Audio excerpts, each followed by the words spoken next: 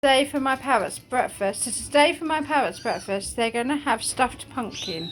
So they've still got pumpkins in the shop, so I'm making use of while we're still in pumpkin season. It won't be much longer because I think they're almost out. But while we've got them, let's make some stuffed pumpkin. So as you can see, I've cut it. There's no lid or anything this time, and I've scraped, as you can see, all of the pumpkin seeds and everything out. I've left a few in, but not loads, and now I'm going to stuff it. Here you are. I've stuffed the pumpkin with mixed vegetables and some kiwi. So here we are.